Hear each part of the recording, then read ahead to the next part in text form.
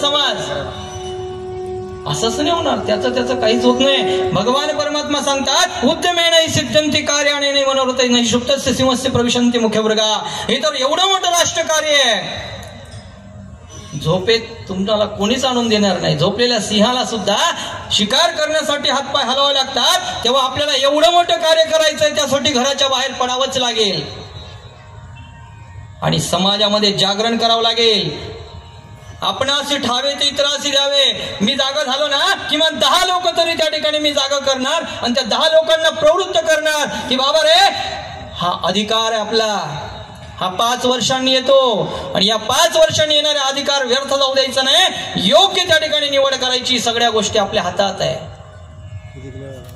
आणि जर आपण नाहीच केलं तर मग आपल्याला भगवान परमात्माही वाचू शकत नाही. किती लोटा जल चढवा, भगवान भोलेनाथ तुमच्यावर प्रसन्न होणार नाही. तुम्ही काय करू शकतात? आज भव्य मंदिर उभं केलं. या मंदिरामध्ये पावित्र्य टिकवण्यासाठी तुम्हाला जर वाटत असेल, जाऊन बघा काय परिस्थिती आहे काही भागामध्ये. ज्या ठिकाणी मी म्हटलं ना, जब जब हिंदू घटा तब तब देश बटा.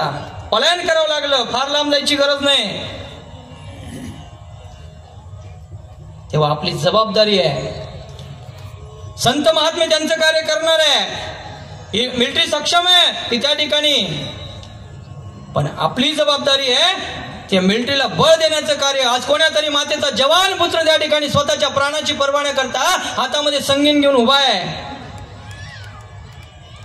आपल्याला या वातावरणामध्ये 4 फॅन लावून, एसी लावून, कूलर लावून त्या ठिकाणी गरमी सहन होत नाही.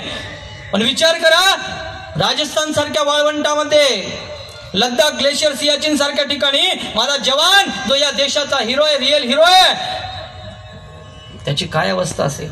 कशासाठी थांबलाय तो? तुमच्या आमच्यासाठी. तर त्याचं कार्य ते करताय. आज आपल्याला कार्य करायचंय. आपली वेळ आहे आता.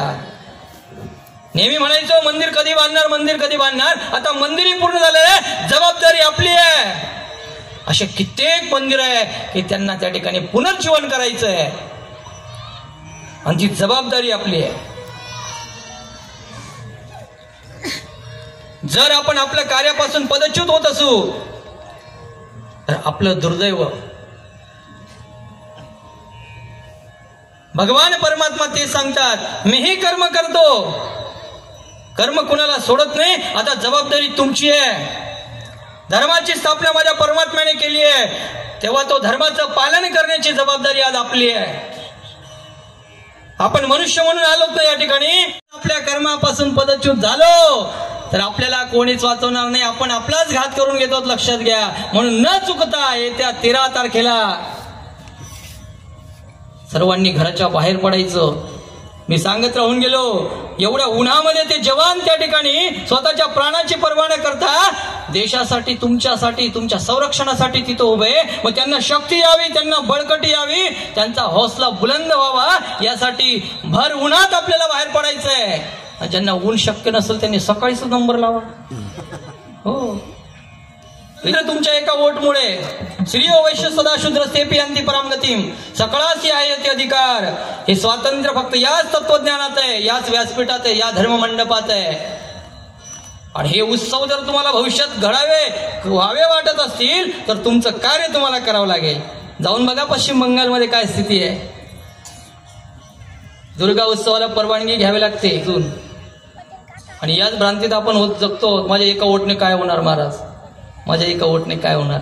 एक मावळा जमवला माझ्या राजांनी आणि हिंदवी स्वराज्य निर्माण केलं. प्रत्येकाचं योगदान तितकंच महत्वाचं आहे.